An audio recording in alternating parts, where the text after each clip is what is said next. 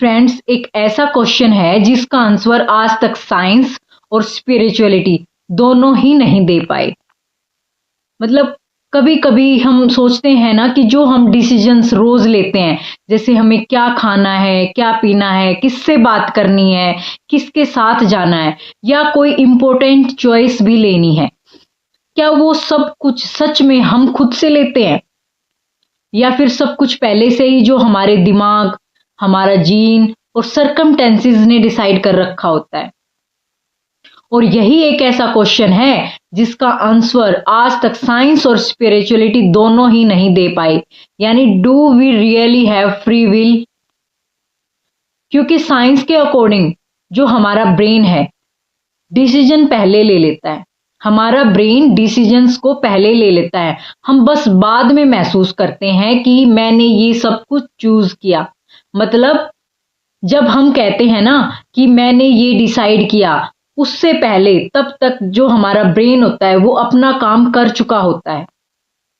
क्योंकि neuro science भी कहती है कि जो हमारी चॉइसेस हमारे ब्रेन केमिस्ट्री, जीन्स और पास्ट एक्सपीरियंस पे डिपेंड करते हैं। अब अगर सब कुछ पहले से ही डिसाइड हो चुका है तो फिर हम क्या डिसाइड कर रहे हैं?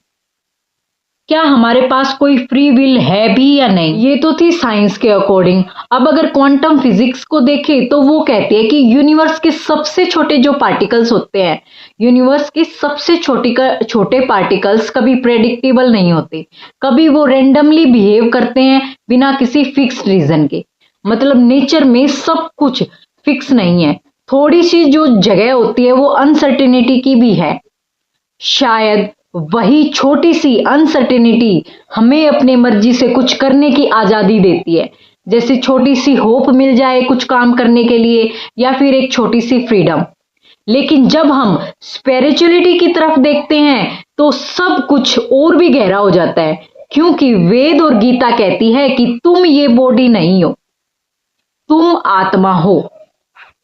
और जो ये शरीर और दिमाग प्रकृति के नियम से चलते हैं, इन्हें भूख भी लगती है, इनको नींद भी आती है, इनको गुस्सा भी आता है, पर इन सब को जो महसूस करता है वो हमारा कॉन्शियसनेस है और वही हमारी आत्मा है।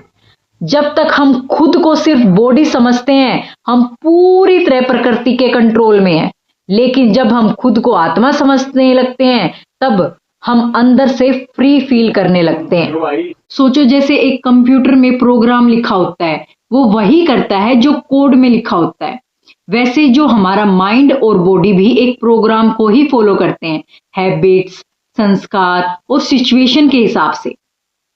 लेकिन जो हमारी आत्मा है वो उस प्रोग्राम से भी ऊपर है, और जब आत्मा जागती है ना तो इंसान अपने हैबिट्स और सरकमटेंसेस के ऊपर उठकर सच में राइट डिसीजंस ले पाता है, जो भगवान की इच्छा के अनुरूप होते हैं। क्योंकि साइंस कहती है जो हमारे डिसीजंस हैं ब्रेन के कंट्रोल में है, लेकिन स्पिरिचुअलिटी कहती है कि आत्मा जो है भगवान की इंस्पिरेशन से काम करती है। तो शायद सच जो है वो इन दोनों के ही बीच में है। हम पूरी तरह फ्री भी नहीं हुए और ना ही पूरी तरह बंधे हुए हैं। तो हमारी बॉडी और माइंड लिमिटेड हुए, है ना, पर जो हमारी कॉन्शियसनेस है वो इनफाइनाइट है।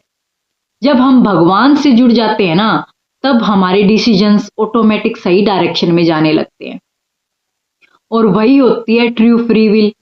और जब हम अपनी इच्छा से नहीं भगवान की इच्छा से चलना सीख जाते हैं तो दोस्तों याद रखो, जो अपने मन का गुलाम है वो कभी भी फ्री हो ही नहीं सकता, और जो भगवान का दास है ना वो सच में फ्री है। इसलिए बोलो राधे राधे।